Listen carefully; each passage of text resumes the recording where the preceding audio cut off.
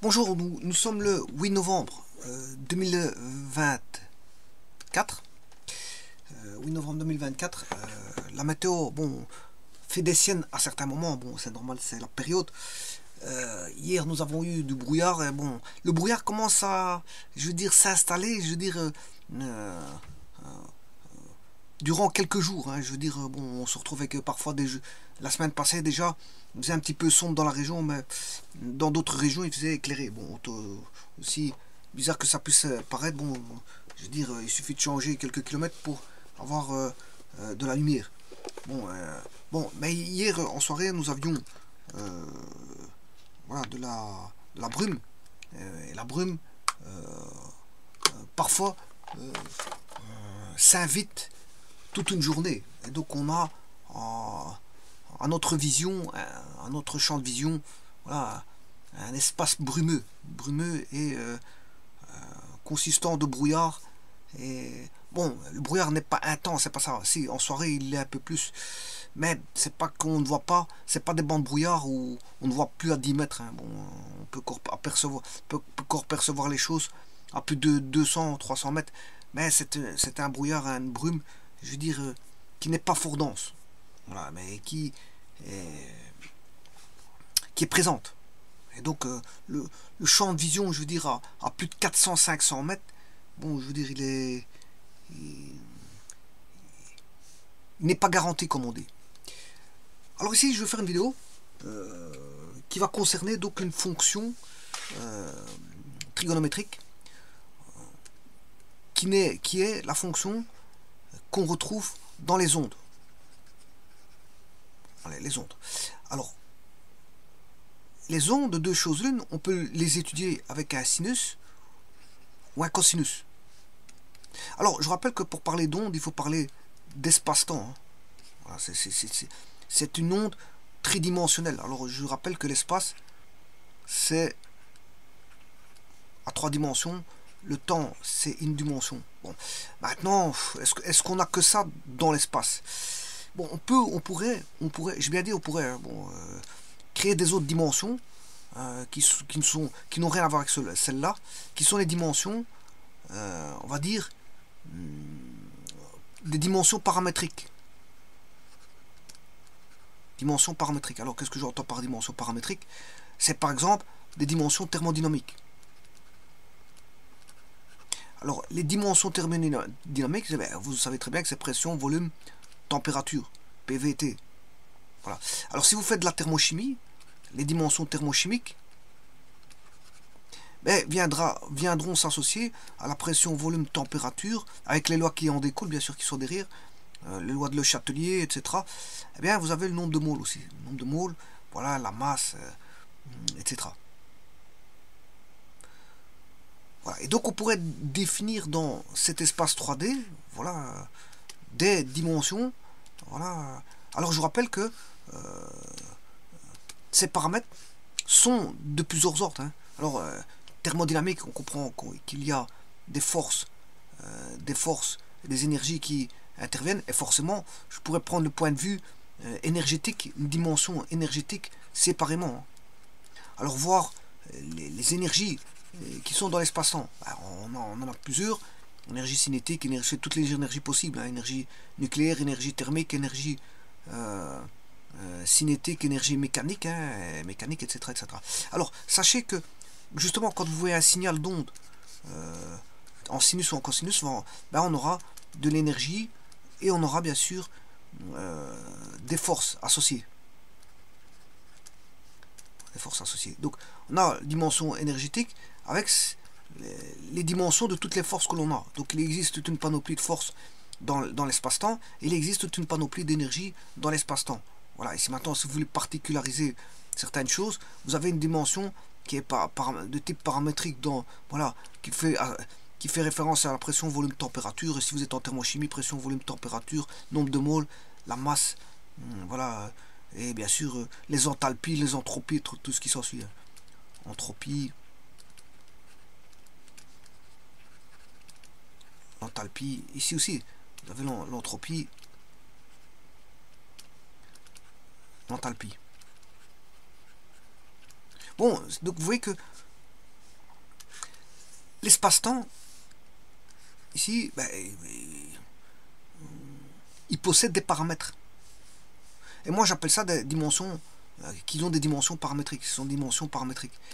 Et alors si vous faites de la chimie, enfin si vous considérez le point de vue thermochimique, ben, vous avez les dimensions paramétriques thermochimiques. Bon, les grandeurs qu'on trouve en thermodynamique et en thermochimie, bon, je veux dire, simplement ici, elles sont, je veux dire, les mêmes. Hein. Simplement, là, on va plus s'intéresser aux réactions chimiques en thermochimie.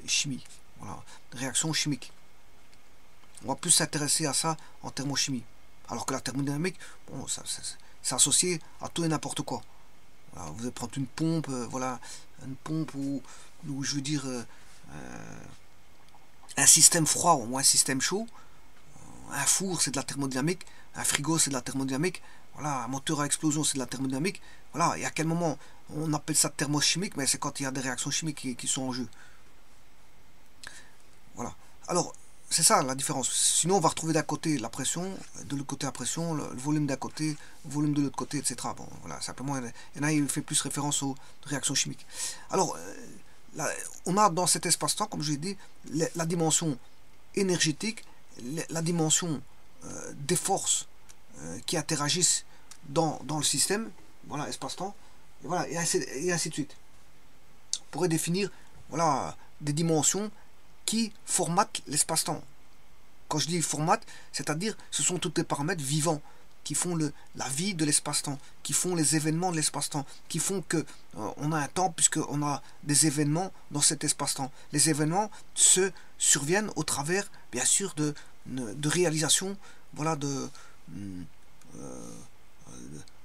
on va dire, de changements au cours du temps de paramètres. Alors qu'ils soient paramétriques, thermochimiques, voire énergétique, par voie de force. Alors tous ces changements, ben, je veux dire, font en sorte qu'on a un temps. Voilà. Donc, ce sont des événements qui se déroulent au cours du temps. Des événements qui se déroulent au cours du temps. Alors, s'il n'y a aucun événement, ben, on ne peut pas comptabiliser, je veux dire ce qui s'est produit, ce qui s'est passé. Donc le temps n'y est pas, n'y est plus. S'il n'y a aucun des paramètres, voilà, thermochimique, ni paramétrique, ni voilà, énergétique, ni je veux dire de force, ben, on ne peut pas parler de temporalité. Alors existerait-il un espace? S'il n'y a pas de temps, c'est voilà, l'espace est accouplé au temps. S'il n'y a pas de temps, on pourrait dire bon que il n'y a pas d'espace. Et s'il n'y a pas d'espace, c'est qu'il n'y a pas de temps. Bon, c'est difficile d'entrevoir ces choses-là parce que c'est voilà, quelque chose de très subtil. Voilà, c'est subtil. Voilà, alors sachez que dans cet espace-temps, ben, on peut considérer deux aspects, l'infiniment grand et l'infiniment petit. Alors, l'infiniment petit, c'est tout ce qui est molécules, atomes, voilà, tout ce qui se trouve, voilà, l'interaction qui se passe sous-jacente aux particules, voilà, sous-jacente aux particules. Et on a donc l'infiniment petit et l'infiniment grand, ben, c'est l'étude voilà, de tout ce qui est voilà, étoiles, voilà, univers, tout ce qui est cosmologie en fait. Voilà. Mais point de vue macro. Point de vue macro. Donc il y a le point de vue micro et le point de vue macroscopique. Mais en fait, un espace-temps n'est pas, on va dire, il n'est pas, un espace-temps n'est pas seul. Il n'est pas seul. Un espace-temps est paramétrisé par, voilà, paramétrisé par des variables. Des variables ou des constantes, hein, parce que bon, voilà, il n'y a pas que des variables, il y a des constantes aussi, des constantes universelles. Donc on a l'aspect variable, l'aspect constante, l'aspect fonction. Et donc, on va dire que l'espace-temps fonctionne au travers voilà, de changements de variables, de constantes qui sont universelles, et voilà, des variables faisant les fonctions à plusieurs variables, voilà, du style par exemple des variables thermodynamiques, voilà, dans un environnement qui est par exemple une planète. Dans une planète, et encore, une planète, c'est pas, on parle pas de toute la planète, on peut pas étudier la planète complètement, voilà, au point de vue, on va dire considérer la planète comme un point, mais on peut étudier aussi des localisations au niveau d'une planète. Par exemple, la Terre, on peut étudier, je veux dire, le pôle Nord, le pôle Sud. Bon, voilà, les paramètres ne sont pas à un instant T, ne sont pas les mêmes. Voilà, donc on peut étudier voilà, des parties. Voilà, on peut géolocaliser une région, voir une ville, voir un, un petit environnement qui serait une parcelle de terrain. Voilà, qu'est-ce qui s'y passe dans une parcelle de terrain. On peut tout étudier en tant que système. Voilà, on peut morceler ce qu'on veut sur Terre ou sur une planète. Et étudier une partie de la planète, une partie, voilà, sous forme de parcelle, sous forme de, voilà, de surface, voilà, une surface plus importante, ou suivant, voilà,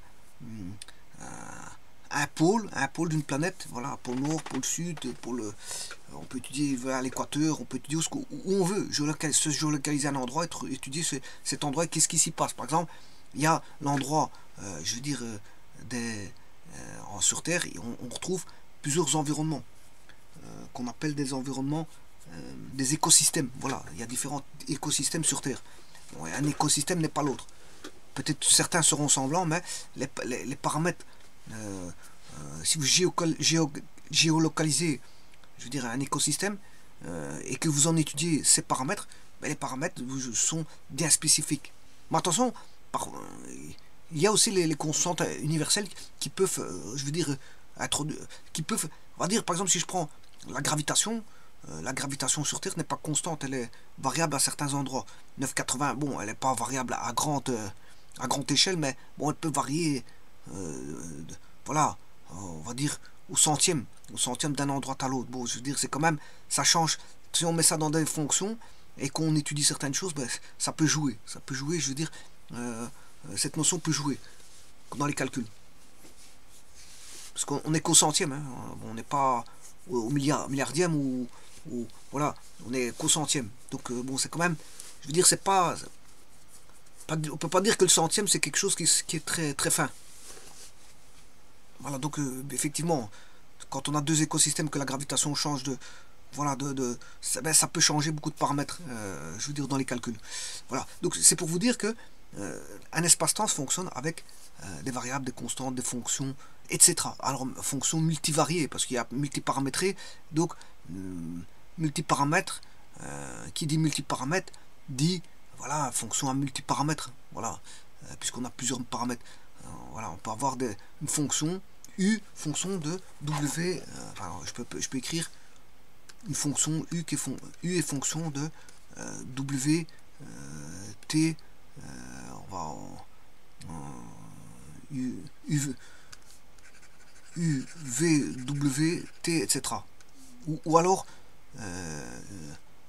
V1, je vais écrire ça autrement, V est fonction de U1, U2, voilà, U3, voilà, 3 petits points, voilà, UN.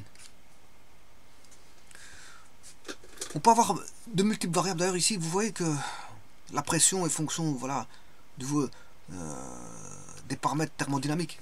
Voilà, entre eux, ici ils sont variables, c'est ce qu'on appelle des grandeurs. Je sais plus comment on appelle ça, j'oublie le nom, mais enfin bref, ça me reviendra. Des variables d'état, voilà, ce sont des variables d'état. Parce que je cherchais le mot, variables d'état. Ce sont des variables d'état, elles varient l'une par rapport à l'autre.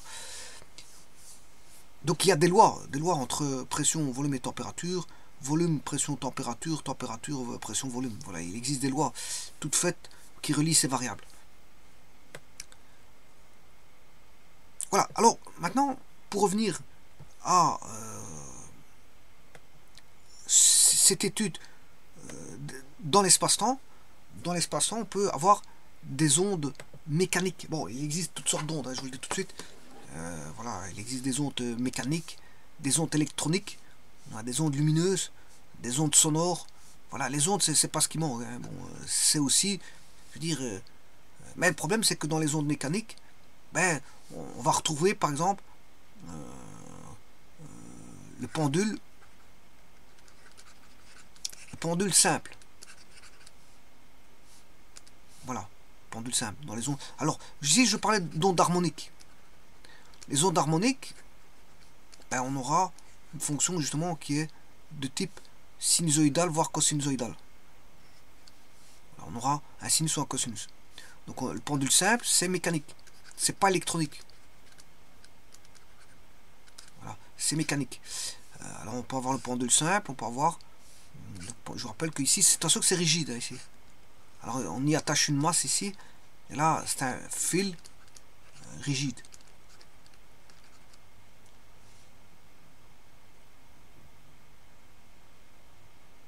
Voilà. Alors on peut avoir le système ressort, un ressort.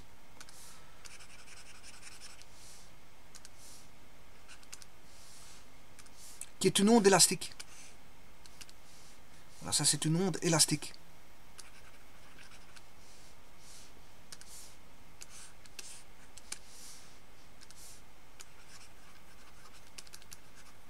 Alors pourquoi élastique? Parce que justement, il y a une forme d'élasticité dans le ressort. Hein. Si vous allez mettre une masse, donc ici il y a une masse, oui, s'il y a une masse, simplement, là, ça va vibrer autour d'une position initiale. Celui-ci aussi va vibrer autour d'une position initiale. Donc on aura, voilà, un oscillateur harmonique, ce qu'on appelle un oscillateur harmonique. Alors il est de type mécanique, attention, parce qu'en électronique, bon, bien sûr ici vous aurez la composante temporelle, et là vous aurez bien sûr un déplacement suivant le temps, donc xt. Donc ici vous avez un déplacement bien sûr qui est formalisé au travers d'une force. Il y a une force derrière tout ça, et donc une énergie. Bon, parce qu'on a mis en branle une force qui va pour moi permettre de faire vibrer la chose, idem pour le ressort. Donc ici je suis dans les ondes mécaniques, parce que bon, si vous prenez en électricité, vous avez des fonctions, des ondes comme ceci, qui sont tension et courant. Et peut même avoir la puissance, qui peut être harmonique. Voilà. Donc on aura U de T, I de T, voilà, qui peuvent être des composantes sinusoïdales. Vous pouvez aussi avoir la puissance en fonction, voilà, une puissance sinusoïdale comme ceci. Donc vous voyez que, bon, ne pas confondre, ça c'est en électricité et en électronique. Voilà, et ne pas confondre avec les ondes mécaniques. Voilà, les ondes mécaniques. Alors, les ondes harmoniques, donc, comme qui donnent un sinus. Voilà, un sinus. Alors, on va dire ça comme ça. Alors, maintenant, revenons à notre point de vue. Bah, notre fonction qu'on recherche pour une onde harmonique, ben, elle est de type sinusoïdal. Donc, c'est-à-dire que elle est sinusoïdale. Attention, sinusoïdale ou cosinusoïdale. C'est vous qui choisissez le type d'onde. Voilà, soit sinusoïdale, cosinusoïdale. Alors, pour ceux qui voient les complexes, ben, vous savez très bien que vous avez un complexe peut se noter 6 phi, c'est-à-dire cos phi plus j sinus phi. Alors, on peut considérer que ceci, vous prenez ces l'onde sinusoïdale harmonique, vous étudiez, le système c'est celui-ci, ou alors vous dites que vous prenez le cosinus et le système, donc, soit vous prenez la partie imaginaire IMZ qui est ici, sans le j bien sûr, puisque c'est la partie imaginaire, et vous étudiez le sinus. Vous considérez que l'onde est de type sinus. Ou alors, vous prenez la partie réelle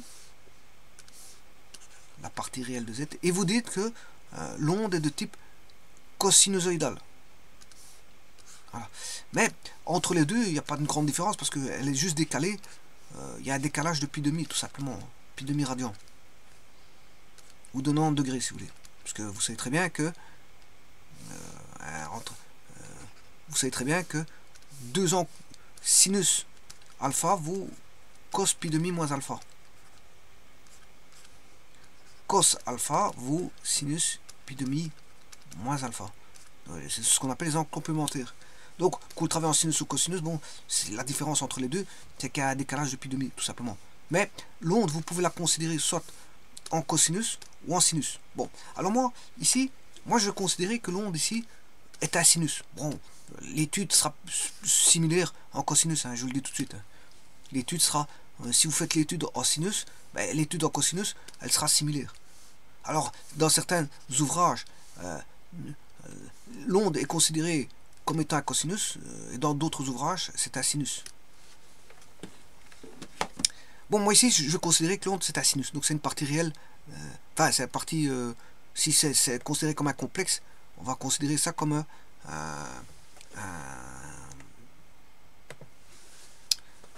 la partie imaginaire. Alors, ceci étant dit, qu'est-ce qu'on sait? Mais la première chose qu'on sait, on sait bien que c'est un sinus.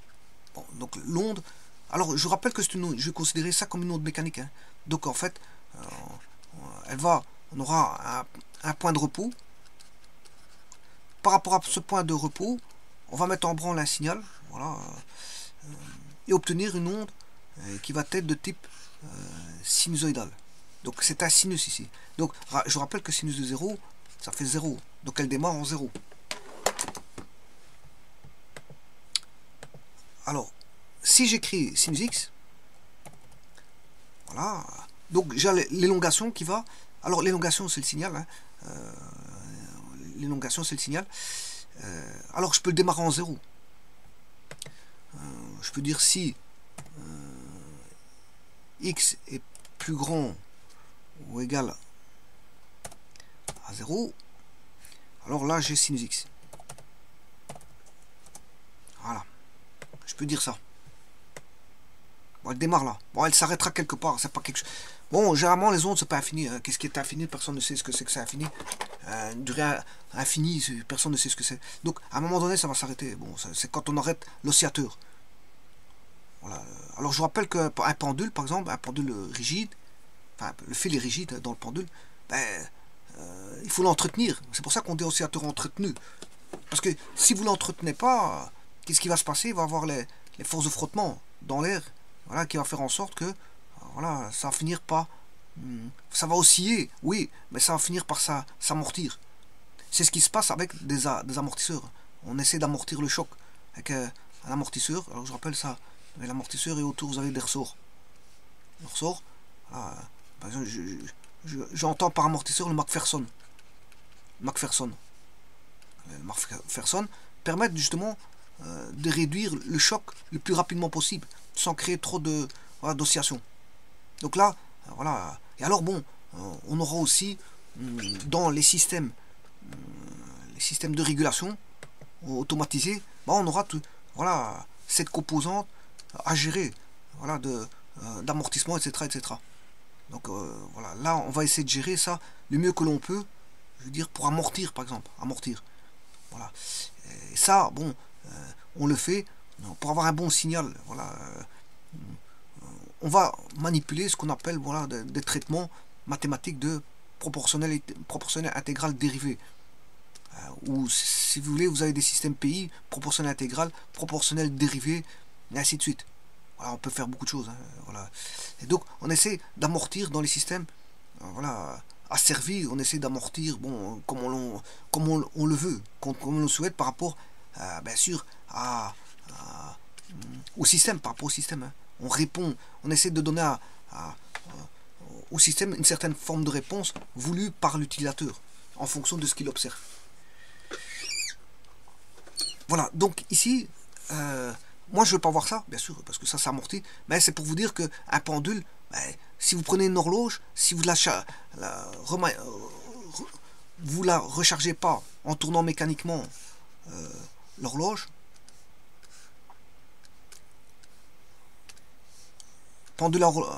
l'horloge à pendule, hein, voilà. Si vous la derrière il y a une espèce de voilà, il faut la remonter en arrière-plan, il existe voilà une manivelle, voilà, et il faut voilà, vous devez tourner la manivelle pour pouvoir la recharger mécaniquement. Donc pour qu'elle elle se relance à chaque fois. Voilà, et par un système d'engrenage, voilà, vous allez avoir ceci, voilà, bon, avec une certaine voilà, il y a une certaine erreur, bien sûr, le temps, voilà, on l'aura pas précisément, voilà, on l'aura jusqu'à un certain pourcentage de données, il y a un pourcentage d'erreur, hein, voilà. Et donc, là, qu'est-ce qu'on se dit? Bon, tout système, même ARSOR, système ARSOR, bah, si vous voulez qu'il soit entretenu, pour avoir ceci, qu'il soit toujours comme ceci, bah, il faut toujours, faudra l'alimenter, hein, parce qu'il y a les forces de frottement, etc., qui vont faire en sorte que bah, on aura ceci. Et donc il faut essayer de l'entretenir pour avoir ceci. Voilà. Alors, ceci étant dit, ici, l'élongation est mécanique. Donc, la mesure se mesure, enfin, le Y se mesure en centimètres, parce que j'ai dit que c'était une onde mécanique, donc une onde voilà, qui va mesurer tout simplement une valeur en centimètres. Le signal va faire ceci. Voilà, donc on mesure, c'est les centimètres. À un instant donné, par exemple ici on veut savoir à quel moment on est, mais il faut connaître la fonction y de t. Donc en t1 que vaut la hauteur, elle vaut x1. Voilà, et donc ça, enfin elle vaudra y1, je m'excuse parce que c'est y. Elle vaudra y1. Alors je vous rappelle que ici c'est le temps, et que comme ça en vertical, en horizontal c'est le temps, et en vertical c'est voilà, l'élongation donnée en centimètres. Bon, donc elle est déjà donnée avec une fonction sinus, ça on sait, et en plus de ça, bon, elle est fonction du temps. Voilà. Bon, mais ici, moi sur GeoGebra, il n'y a pas de temps. Donc ici, moi c'est x. En fait, j'ai mis x parce que ici c'est intemporel. Voilà, bon. Mais quand je mets sinus x, vous savez très bien qu'un sinus est compris entre moins 1 et 1. Un sinus est compris toujours entre moins 1 et 1. D'ailleurs, c'est un cercle trigonométrique. Voilà, on a un cercle trigonométrique de rayon 1.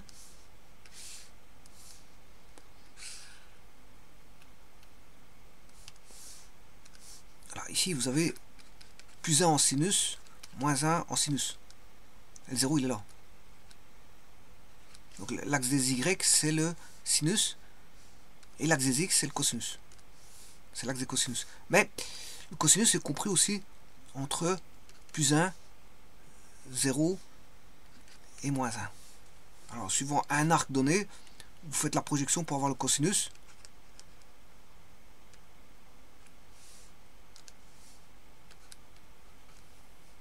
Le X, c'est l'arc, hein, ou l'angle. L'arc en radian ou l'angle en degrés. Voilà. Et si vous faites la projection sur l'axe des Y, vous avez le sinus. Voilà, c'est simplement ça. Donc, mais quand vous dessinez sinus X, vous avez, voilà, il est compris entre moins 1 et 1. Bon, maintenant, le problème c'est que, bon, dans les ondes, on n'a pas forcément un onde toujours qui vaut 1. On peut faire varier l'onde. En longueur. Si je prends un pendule, à la place de lancer à partir d'ici, j'étends ça, voilà, je l'étends jusqu'ici, ici l'oscillation sera beaucoup plus grande que celle qui est ici. Ici, celle-ci va aller de là à là, alors que celle-là va aller de là à là-bas. Donc, voilà, on peut, il y en a une qui fera ceci, et l'autre fera celle-ci. Bon, ce sera aussi un sinus, voilà, qui fera, voilà, avec, j'essaie de le faire correctement, voilà, fera, voilà. Bon, ici c'est vrai que j'ai pas été plus haut. L'amplitude, on va dire que l'amplitude a augmenté. Il y a une amplitude, un signal, il y a une amplitude. Donc si on va monter jusqu'ici, par exemple, voilà, voilà, l'amplitude ici, elle est max, là elle est min. L'amplitude maximale, ici on a le minimum. Là on a un min.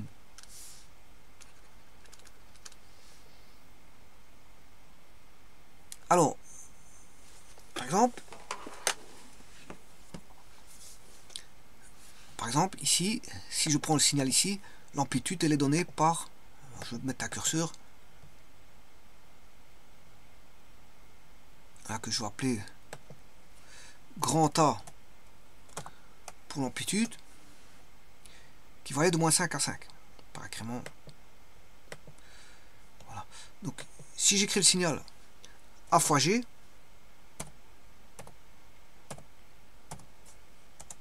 là, je modifie l'amplitude. Voici ce qui se passe. Voilà.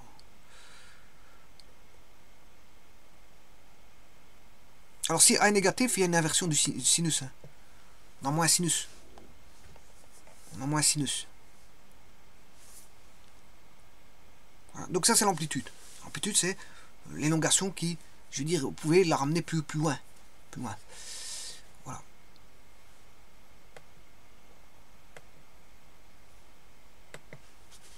Donc, un signal sinusoïdal va être donné par y de t est égal à a sinus t. Alors maintenant, il y a plus que ça. Parce que, en fait, un signal sinusoïdal est régi par quelque chose qui revient à chaque fois. C'est ça, ceci, cette partie-là, elle revient.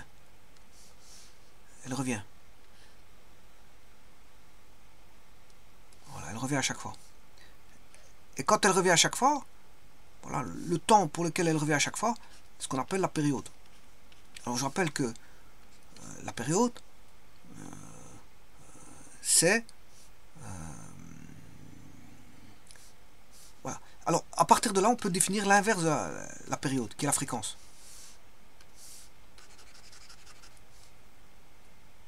Alors je rappelle que la période, c'est une portion de temps, hein, parce qu'ici je vous ai dit que c'était le temps. Donc on a une portion de temps, et la portion de temps c'est en... la période c'est en secondes. Et ici c'est 1 sur des secondes. C'est une fréquence qui est en hertz. Donnée en hertz. Voilà. Alors la fréquence c'est le nombre de cycles par seconde. Voilà, d'ailleurs ici c'est 1 par seconde. Pourquoi? Parce que c'est combien de cycles effectue par exemple un alternateur qui tourne. Bien sûr, attention que la vitesse est constante. Hein. La vitesse est constante. Combien de cycles il fait en une seconde, c'est ça la fréquence. Parce que ici, tout signal qu'il soit mécanique,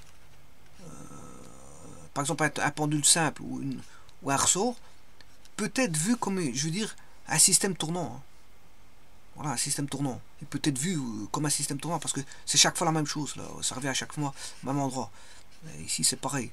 Le pendule, il revient à chaque fois. Donc, il peut être vu comme un alternateur tournant ou une machine tournante, voilà, qui va à la vitesse constante d'oméga. Et donc, à ce moment-là, on peut définir, voilà, le nombre de cycles en une seconde, combien de cycles il fera en une seconde. Voilà. Ou si vous voulez, la période. La période, c'est quand elle fait uniquement ceci. Et donc, à partir de là, on peut définir oméga égale 2pi fois la fréquence, c'est 2pi sur t. Voilà. Alors, l'oméga, si vous voulez, ici, normalement, vous avez dans le sinus, c'est sinus alpha. C'est A sinus alpha. Voilà.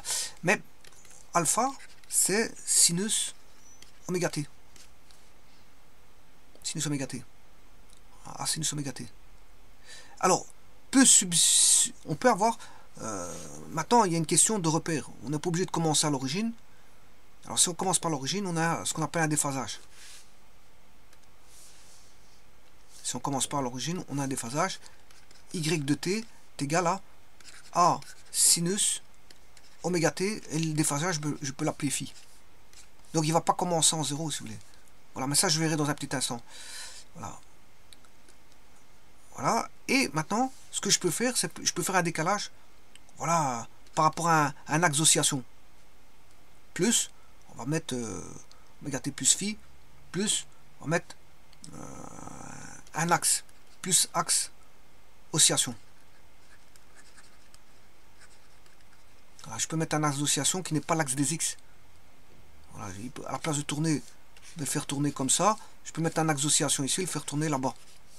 Un peu plus haut ou un peu plus bas, peu importe. Bon, l'association on le met où ce que je veux, je peux mettre plus ou moins, voilà.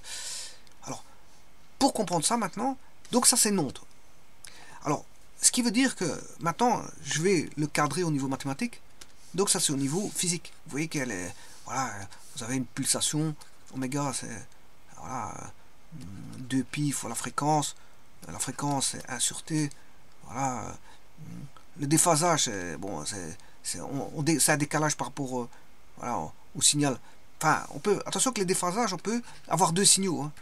Ben, on peut étudier le déphasage du premier par rapport au second, ou voir le déphasage de y de t par rapport au sinus. Voilà, par exemple celui-ci, là il y a un déphasage, delta phi.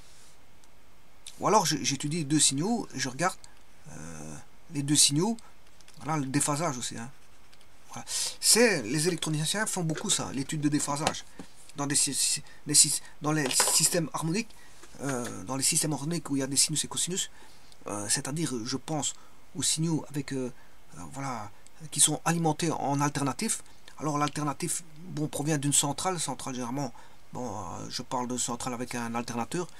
Par exemple, si vous avez une centrale hydraulique avec une turbine qui, voilà, on fait chauffer, on met de la vapeur en jeu qui fait tourner une turbine. Cette turbine-là, ben, je veux dire, fait tourner un alternateur qui fournit l'électricité.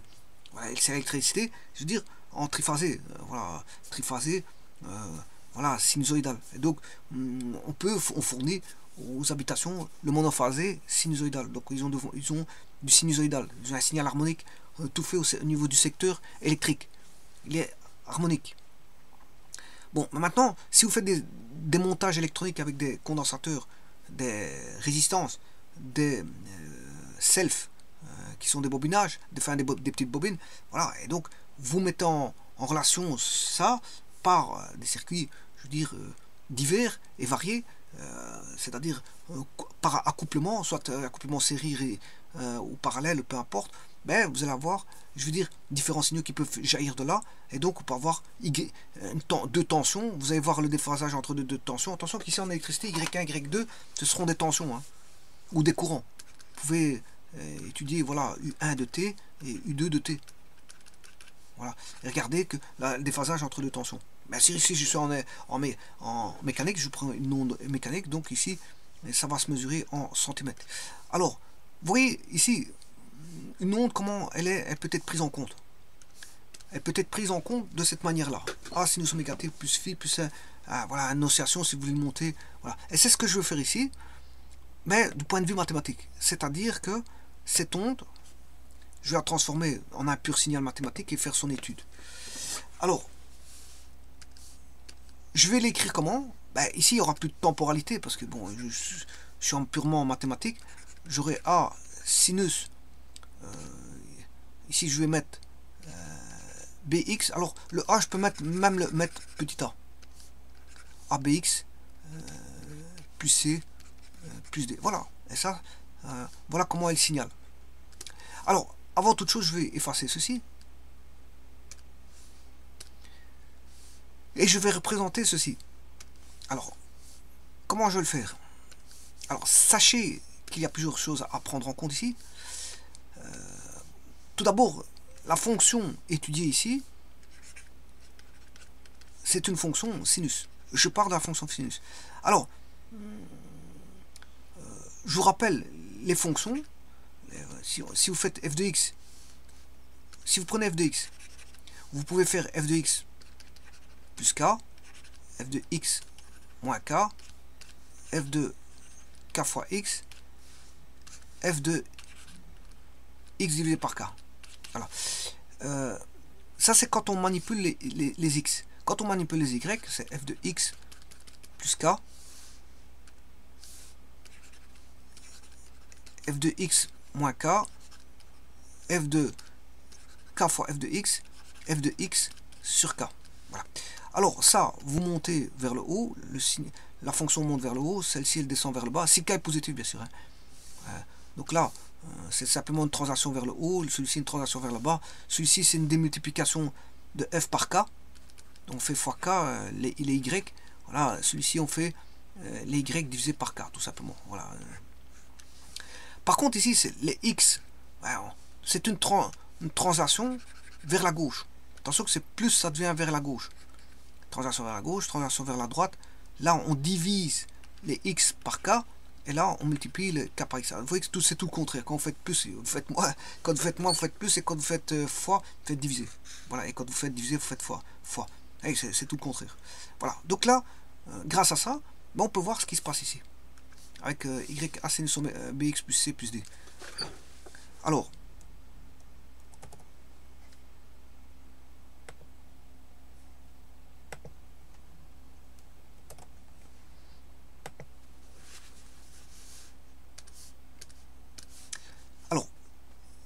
Donc on va partir de la fonction sinus.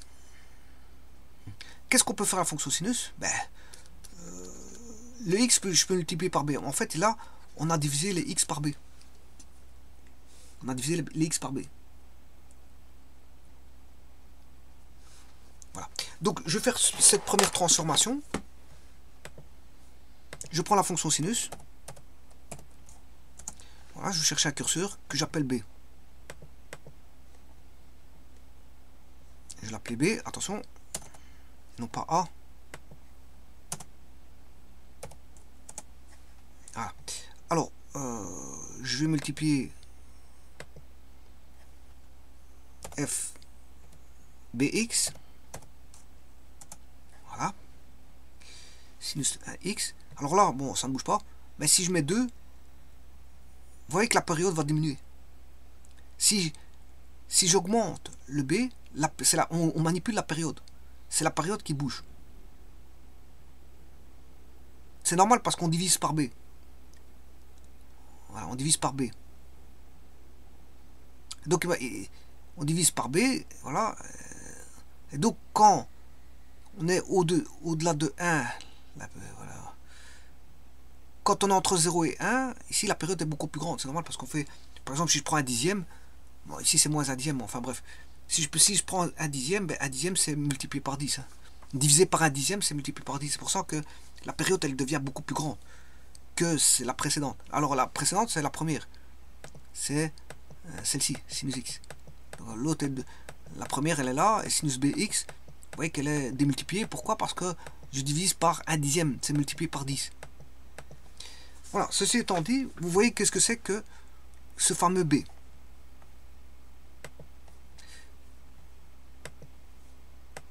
Alors maintenant, je vais aller chercher ce C. Alors, le C, pour l'instant, j'ai pratiqué ceci. Et maintenant, je vais additionner K. Ou soustraire, hein. Soustraire, parce que si K est positif, c'est plus K, si K est négatif, c'est plus moins K, donc c'est moins K. Enfin, ce sera moins K. Voilà, donc on va, soit ici, on va aller soit à droite, soit à gauche. On va manipuler soit à droite, soit à gauche, suivant le K qui est positif ou négatif. Donc là, je vais appeler ça C.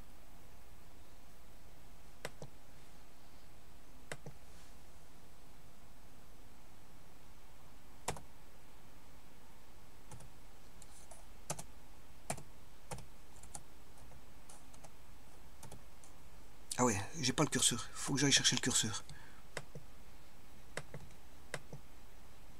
Je vais appeler C. Et donc là, on va le translater, hein, soit à gauche, à droite. C'est juste ça. Donc,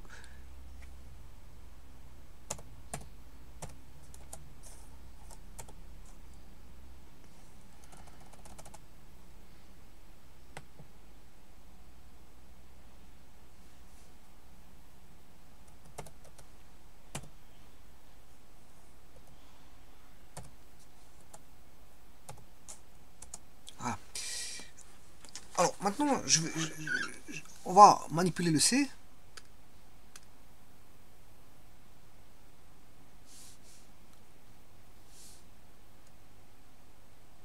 Je vais remettre un B correct, plus ou moins correct. Voilà.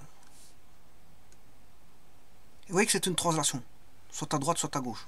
C'est ce que j'avais dit.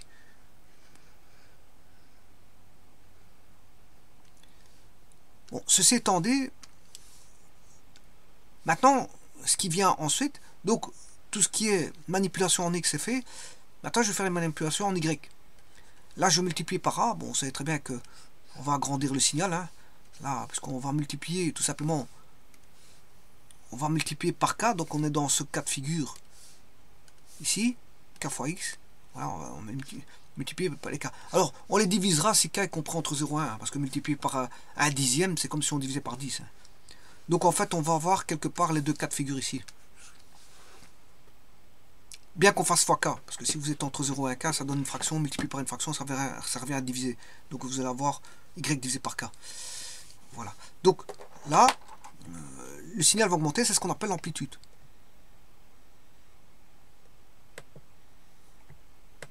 Donc je vais mettre un curseur qui va être le A.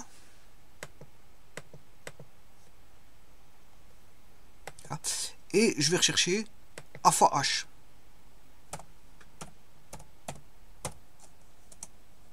Et vous voyez que si je manipule maintenant le curseur A ici, je peux manipuler, travailler sur l'amplitude. Donc ici je manipule le facteur qui va bouger, manipuler la période. Donc le B va jouer sur la période, ou ce qu'on appelle la pulsation. Voilà. Et le C va manipuler, va faire un déphasage. Le C ramène un déphasage. Et le A manipule l'amplitude. Voilà. Et il ne reste plus qu'à mettre un axe d'oscillation. Alors, je vais mettre un axe d'oscillation. Je vais mettre le D. Alors, le D.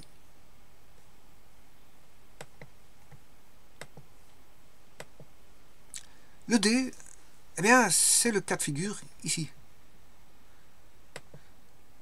Alors, quand on aura le D sera négatif, bien sûr, vous ferez un moins, vous ferez pas plus K, vous ferez moins K, parce que le D est négatif. Vous ferez plus un nombre négatif, ça fait moins K. Donc, ça veut dire qu'on va monter tout ou tout descendre par rapport à un axe d'oscillation. Attention qu'il y a un axe d'oscillation. Voilà, on va voir ça tout de suite. Je vais placer mon axe d'oscillation. Donc, X égale D. Je m'excuse, c'est Y égale D. Voilà, et je vais faire tout tourner par rapport à ça. Donc, je vais faire P plus D. Et voilà. Et donc maintenant, tout tourne autour d'un axe d'oscillation qui est D. Alors, on voit ici, je manipule le D ici. Bon, je peux monter par rapport à... Voilà. Et c'est tout ce que je viens de montrer ici, c'est tout ce qui se passe dans un oscilloscope. Dans un oscilloscope, vous pouvez faire ça. Voilà, vous pouvez manipuler le D. Vous pouvez manipuler... voilà, faire un zoom du signal. Attention, ne pas confondre un signal et sa lecture. Hein. Attention, ça, dans l'oscilloscope,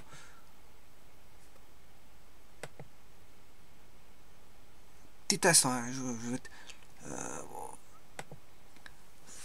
dans un oscilloscope, un signal qui provient d'un circuit, vous avez fait un montage, vous mesurez par exemple voilà, 5 volts max, et en minimum vous avez moins 5. Bon, ça veut dire que l'amplitude vaut 5. Bon, si maintenant vous manipulez avec une touche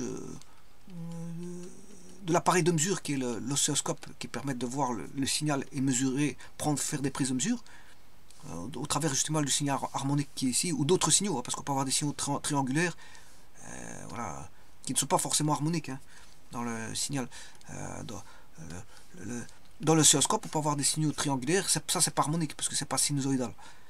Voilà, on peut avoir des signaux carrés, ou rectangulaires, peu importe.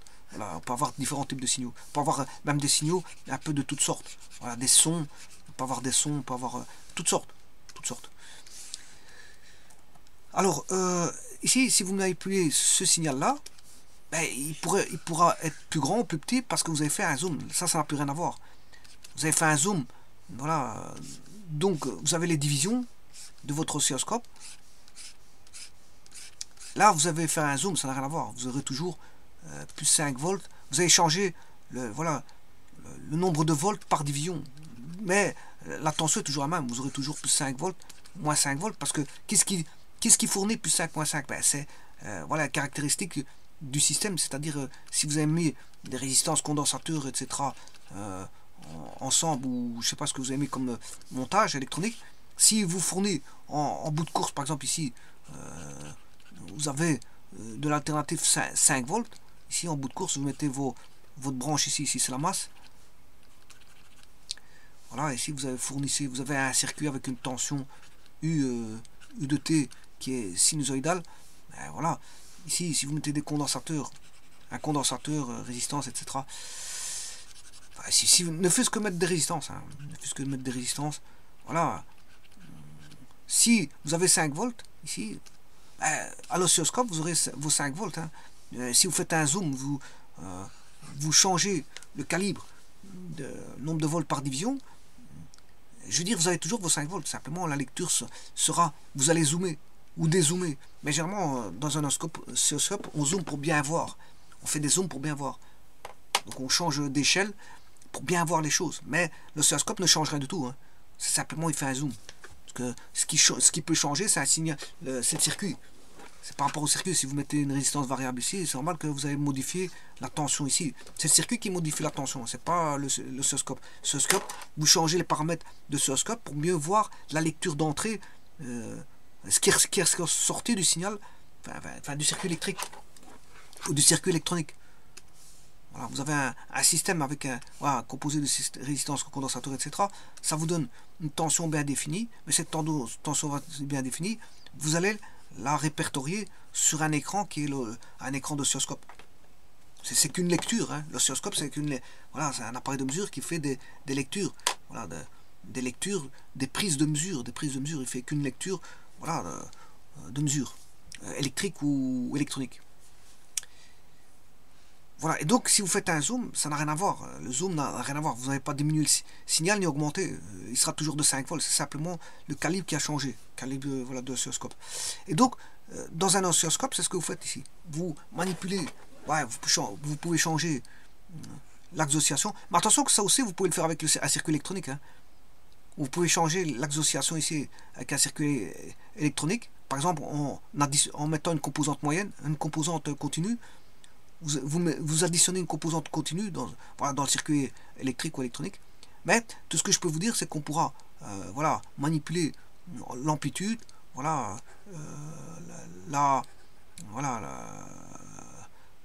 l'axe d'oscillation, voilà, en mettant une composante continue, par exemple, dans le circuit. Mais vous pouvez aussi le faire avec ça, on peut le faire avec l'oscilloscope aussi. Voilà. Et donc, vous voyez que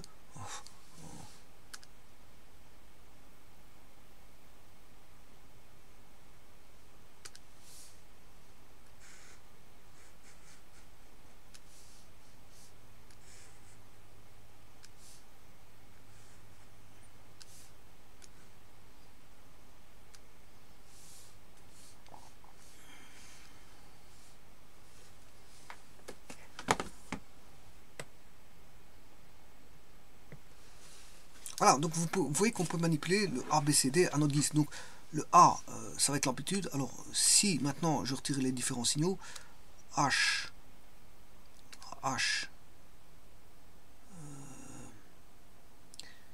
et ne gardez que le signal rouge, voilà, le voici, et le signe sinus X. Vous voyez qu'ici, là je manipule l'amplitude avec le A, avec le B c'est la période, avec le C, déphasage par rapport au zéro, hein, déphasage par rapport au zéro. Voilà. Et le D, c'est l'axe d'oscillation.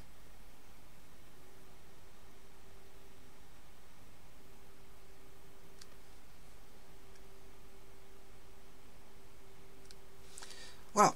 Donc, ceci étant dit, maintenant, comment calculer la pulsation ou la période?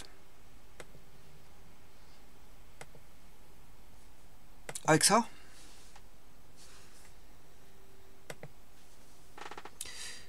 alors, je vous rappelle le signal. Y est égal à A, ou plutôt petit a,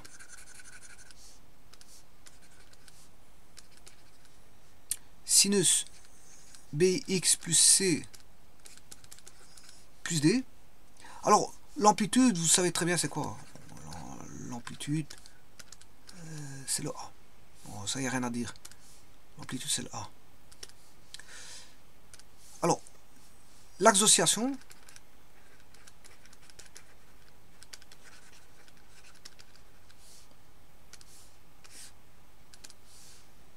c'est Y égale D. Voilà. Le D ici, je change l'axe d'oscillation, donc en fait il va remonter ou redescendre. Ici je suis en moins 2, l'axe d'oscillation Y égale moins 2. Voilà, moins 2. Alors ceci étant dit, l'axe d'oscillation c'est Y égale moins D. la pulsation, la période,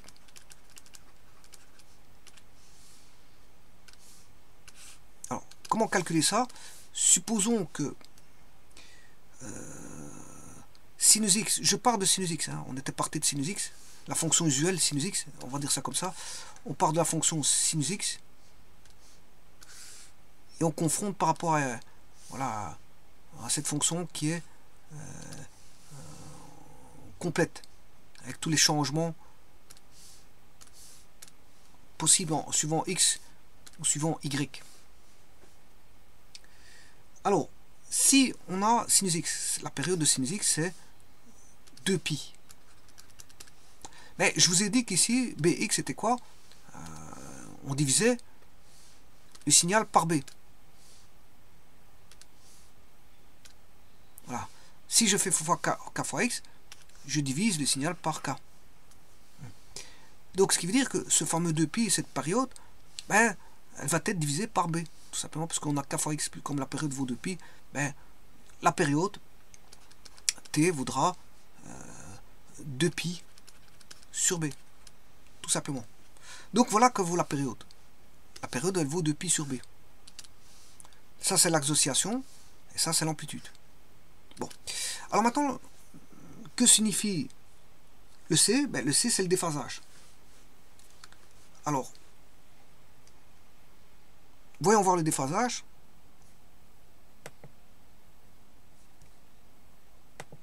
Alors, par exemple, si je prends la fonction sinus, supposons que la fonction sinus, sinus de 0, ça fait 0. Hein. Je vous le dis tout de suite, donc elle commence en 0. Voilà la fonction sinus. L'autre fonction sera déphasée, par exemple, elle sera ici. Voilà. Ça, c'est un déphasage delta phi. Voilà. Alors, comment trouver ce déphasage delta phi? Eh bien, on sait bien que le signal y est égal à A sinus bx plus c.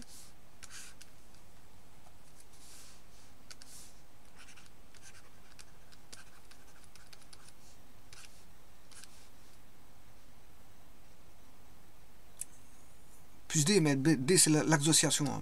Ça on s'en fout, dans le déphasage on s'en fout.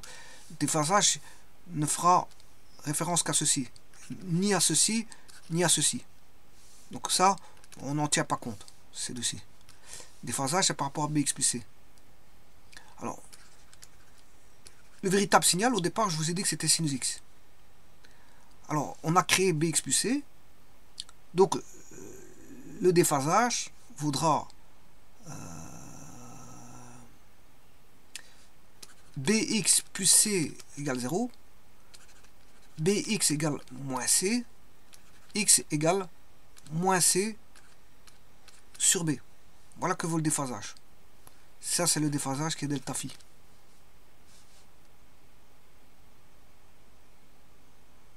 Alors, j'ai ramené par rapport au 0. Hein. C'est pour ça que j'ai fait égal 0. Je ramène à égal 0. Voilà. Je le compare par rapport à ce 0-là. Voilà. Et le décalage, il est là. Delta phi, ça fait ça. Donc, delta phi vaudra moins c sur b.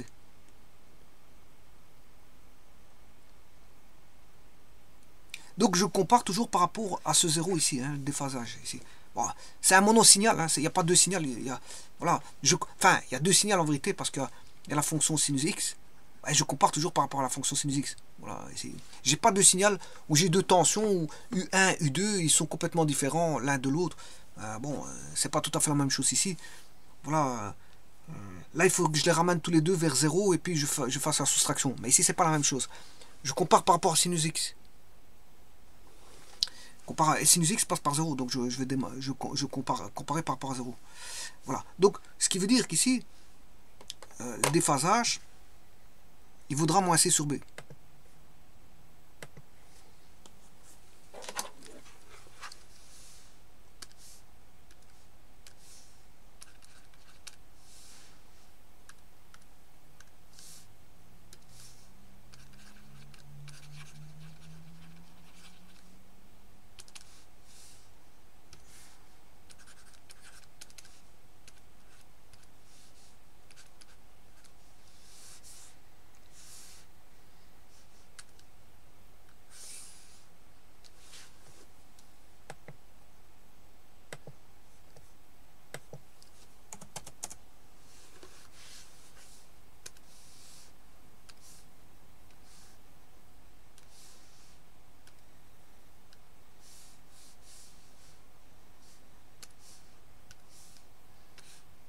Donc, ça, c'est 4 paramètres très importants. Donc, il est comparé par rapport au sinus x.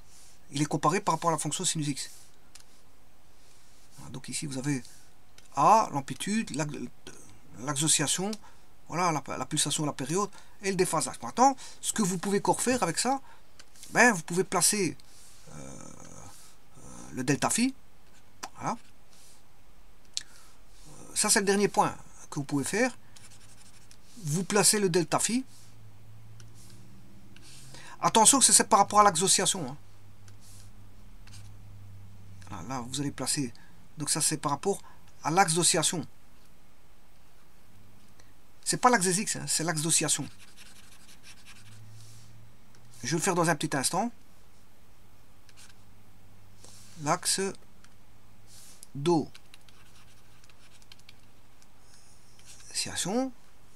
Alors là, vous mettez le phi correspondant à delta phi.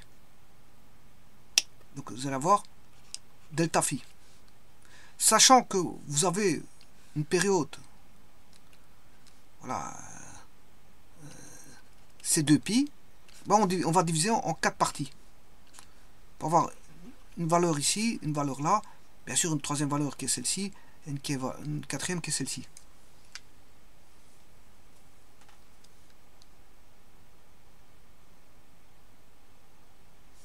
On aura 4 valeurs qui vont être répertoriées sur l'axe d'oscillation.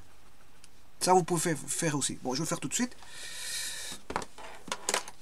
Alors, je vais créer un signal, bon, pas trop difficile. On va mettre, voilà, T oscillation, je l'ai. Alors, je vais chercher le déphasage. Donc, moins C sur B.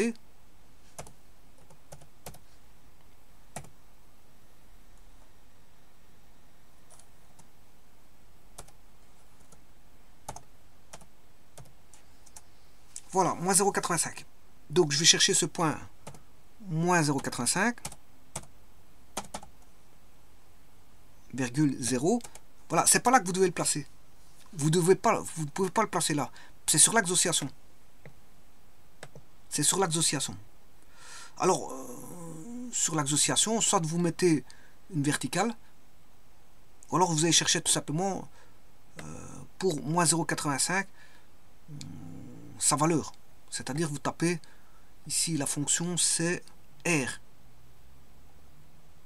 Vous tapez R de 0, R de moins 0,85 ou R de moins C sur B.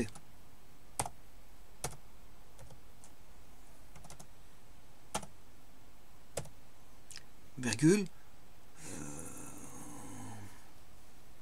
Vous voyez. Alors ici, il faut que je fasse le X. Je vais mettre d'abord le X. Le X c'est moins C sur B, virgule, et la valeur en Y. Voilà, c'est mon B. Voilà. Donc vous voyez que de A je passe à B, parce que c'est sur l'axe d'oscillation. D'ailleurs, regardez bien, ce B là, il est toujours sur l'axe d'oscillation. Alors, cette fonction, elle est périodique de période 2π. Donc, ce qui veut dire que pour trouver sa période, toujours sur l'axe d'oscillation, je vais le faire par après pour l'axe d'oscillation, je vais d'abord faire pour l'axe des X, eh bien, le A, c'est moins 0,85, c'est moins C sur B, virgule, je vais chercher plus de pi. Virgule 0. Voilà.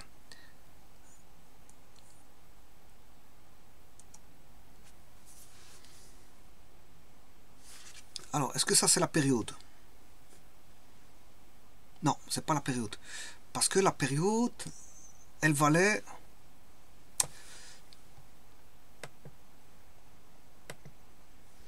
2π sur B. La période vaut 2π sur B. La période vaut 2π sur B. Donc, ici c'est plus 2pi sur B. Voilà, ça c'est la bonne période. Mais, comme je vous l'ai dit, il faut le mettre sur l'axe d'oscillation. Alors, je vais le mettre tout de suite sur l'axe d'oscillation. Donc, c'est moins C sur B.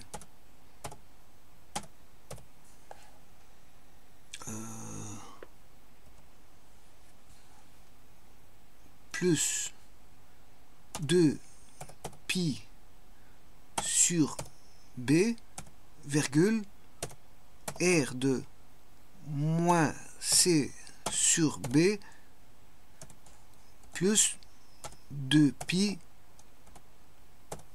sur B. Et voilà. Et là, j'ai bien une période. Hein. Vous voyez que le signal... D'ailleurs, je vais vous montrer la période. Je vais essayer de le faire. Donc, elle va de B à D, et non pas de A à C. Parce que A à C, c'est sur l'axe des X. Ici, il faut le mettre sur l'axe d'oscillation. Donc, ici, je vais mettre cette période. Donc, si...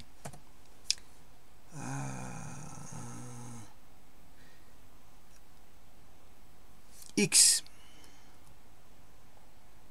Alors, le A, c'est moins C sur B.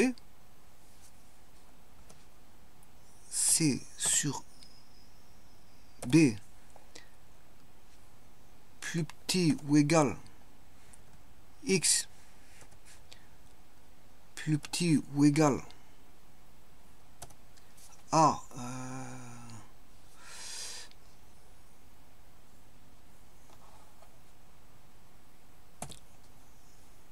2pi moins C divisé par B. Alors à ce moment-là, je dessine R, virgule, R de X.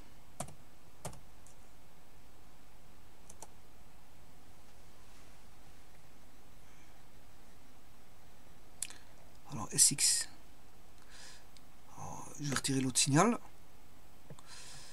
Le R. Et voilà. Là j'ai une période. J'ai une période du signal.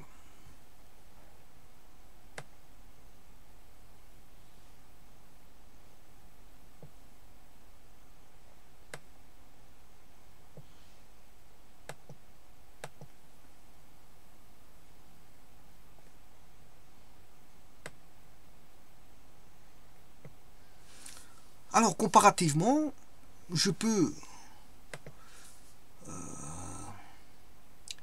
mettre la fonction sinus de la même façon. Alors le C ici il vaut 0.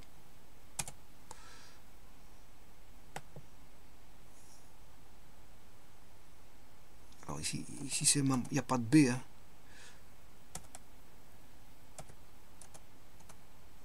C'est 2pi.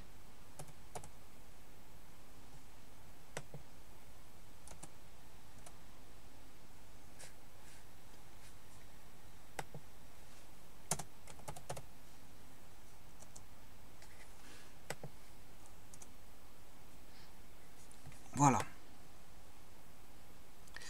Alors, si je fais un zoom de ça,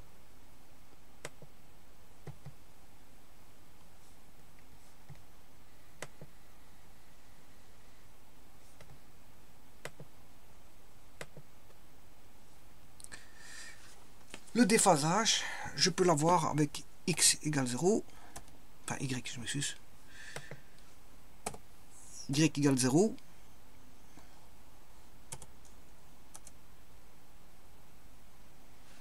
non c'est pas y, je m'excuse, c'est x, c'est bien x égale 0, x égale 0, et x égale moins b sur c. Moins c sur b, je m'excuse, moins c sur b, moins c sur b. Voilà. Et le décalage, ben, vous voyez que si je mets une origine au 0,0, enfin, je vais mettre le point O, voilà, et j'ai le vecteur vecteur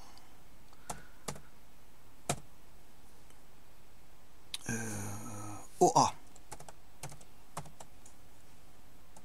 Voilà, vecteur OA. Donc vous voyez que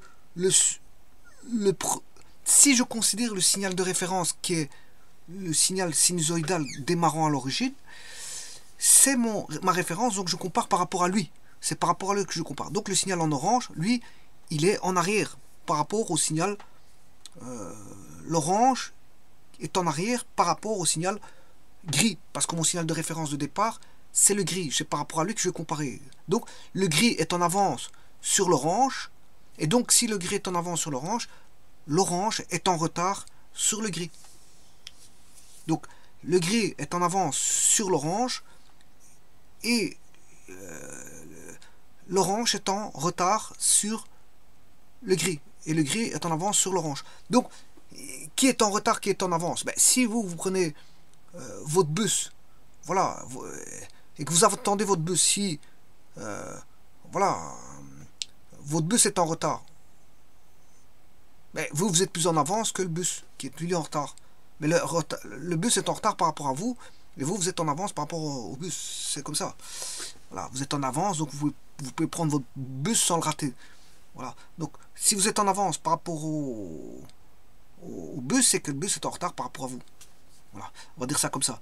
Donc, la notion de retard et d'avance, c'est relatif. C'est par rapport à quelque chose. C'est toujours par rapport à quelque chose. Voilà. Alors, c'est comme la droite et la gauche. Là, c'est une situation droite et gauche. C'est droite par rapport à quoi? Gauche par rapport à quoi? Voilà. Quand on dit main droite, main gauche, on sait bien qu'on a on connaît où est la main gauche. Donc, on sait spécifier où est la main droite. Puisqu'on connaît la main gauche, ou vous connaissez la main gauche, vous pouvez spécifier la main droite, et si vous connaissez la main droite, vous pouvez spécifier la main gauche. Donc là, il y a directement, comme le cours est symétrique, on peut se dire qu'est-ce qui est droite-gauche, parce que bon, je veux dire, ça a été établi, préétabli, mais en général, une situation droite-gauche, je veux dire, c'est par rapport à votre main. Voilà, à droite, alors vous regardez la main droite, la droite, où elle est. C'est comme ça qu'on définit la droite-gauche. Bon, c'est situationnel, c'est relatif. Tout est relatif. Voilà. Donc, ici, c'est la même chose. Et tout ça pour vous dire quoi? C'est pour vous dire que les systèmes de retard et d'avance, on peut faire de la compensation. Quelque chose qui est en retard, on peut le ramener avec moins de retard, voire plus de retard, voire le mettre en avance par rapport à un autre signal. Alors, comme je vous disais, en signal électrique, vous pouvez avoir deux signaux. Je peux mettre un signal tension qui est plus en avance par rapport à un autre signal.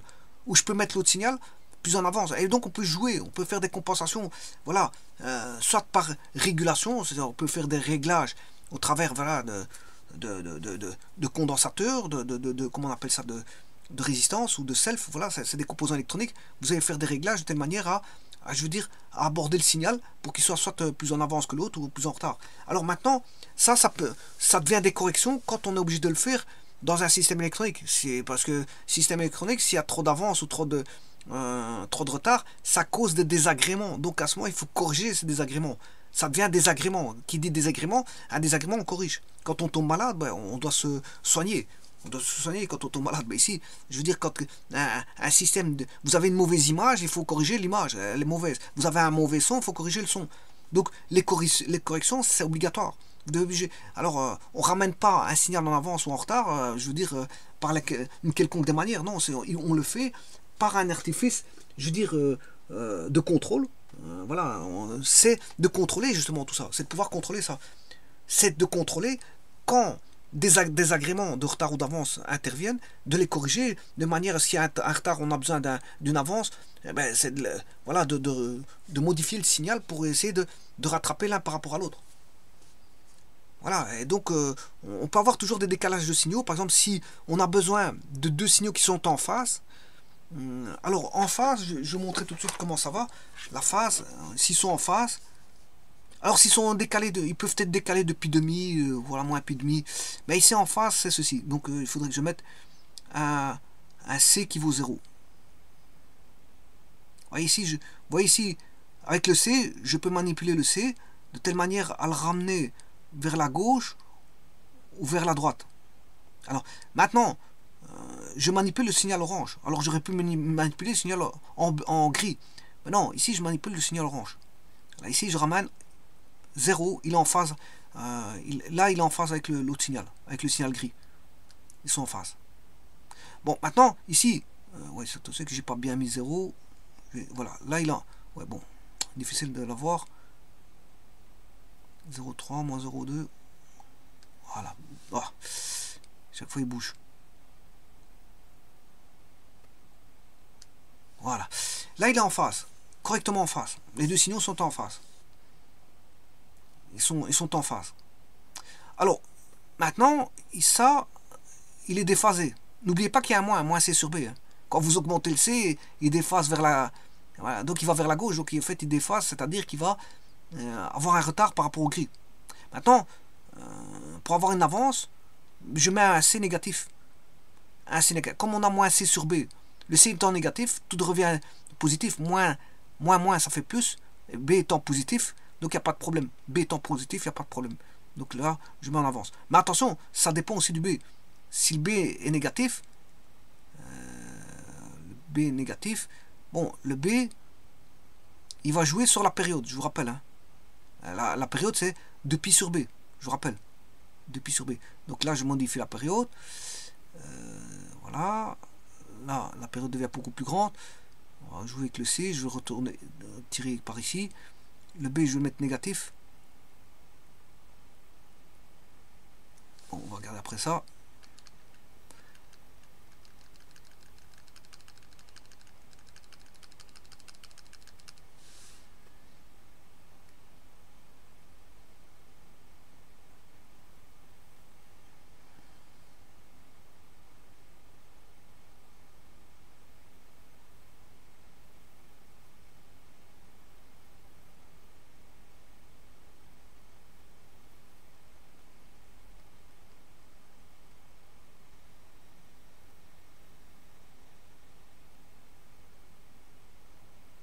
Alors, période de 0, ça devient droite.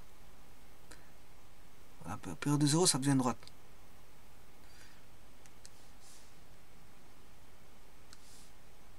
Par contre, ici...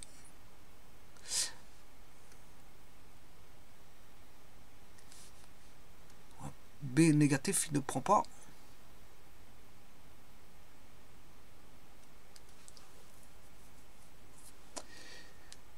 Un B négatif, il ne le prend pas.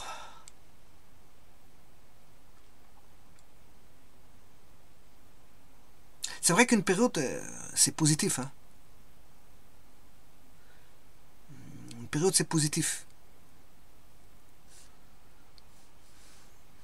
Alors ici, je me demande si je dois pas mettre une valeur absolue.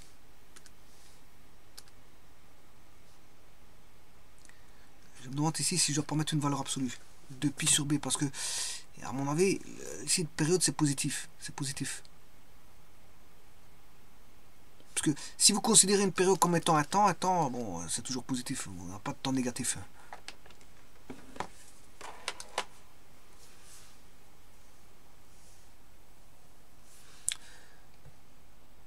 Voilà. Alors, vous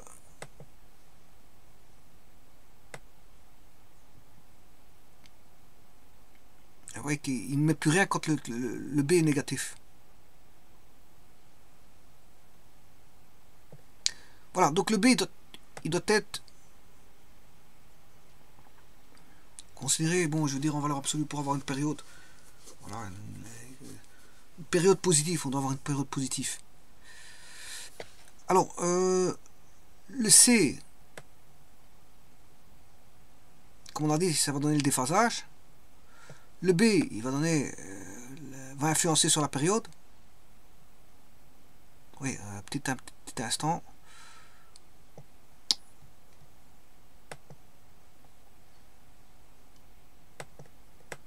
Bien sûr, il faut que je mette la fonction y en fonction de x ici est égal à sinus bx plus c plus d.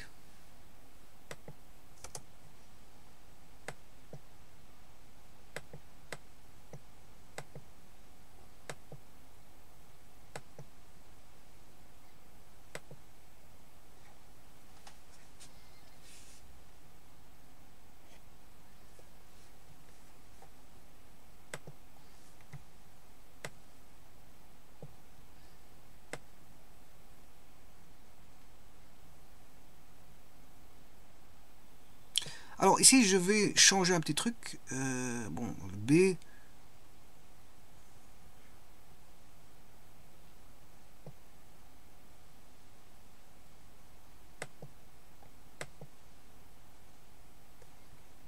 Minimum 0. Ah ouais. On va prendre 0, 1.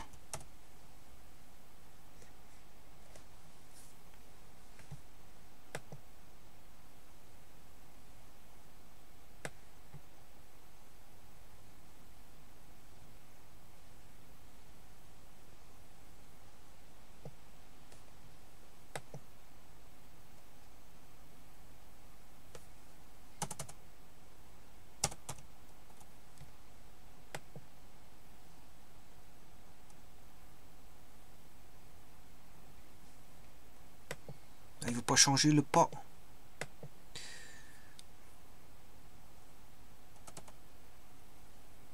Enfin, il ne veut pas changer la valeur. 0.1.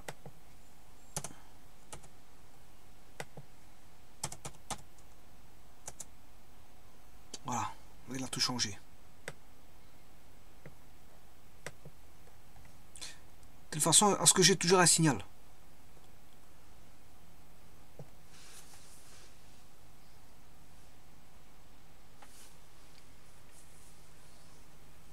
Donc ici, la période voilà, va réagrandir.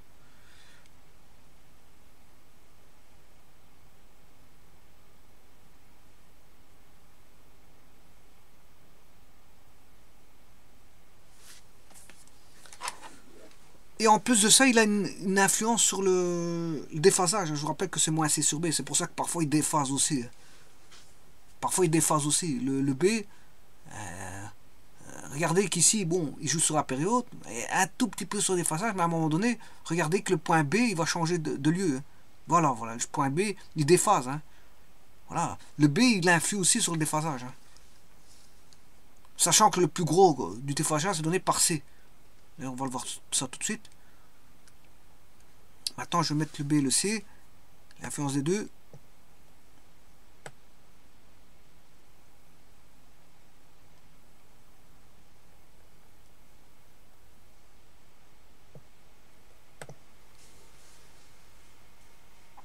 Ça, c'est l'influence voilà, de la période de déphasage. Mais sachez que le B influe un tout petit peu sur le déphasage aussi. Mais maintenant, le plus gros qui influe sur le déphasage, c'est le C. Parce que la formule de déphasage, c'est moins C sur B.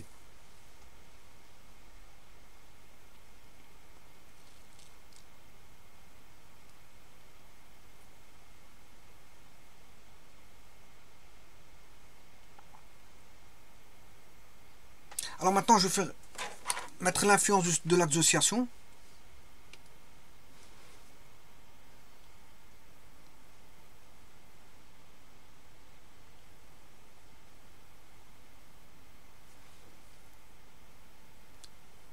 Et mettre l'influence de l'amplitude. Ici, l'amplitude, elle ne change pas, hein, parce qu'elle est constante. Elle vaut 0,5. Donc, vous voyez qu'est-ce que ça donne. Bon, hein.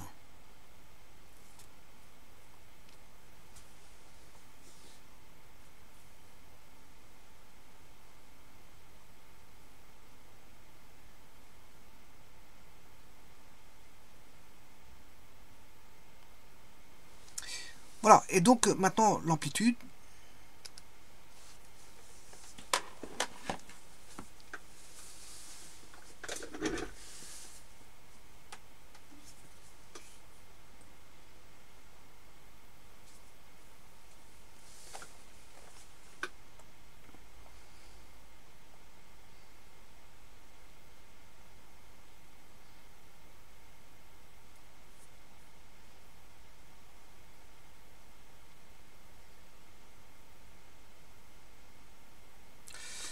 Je vous remercie.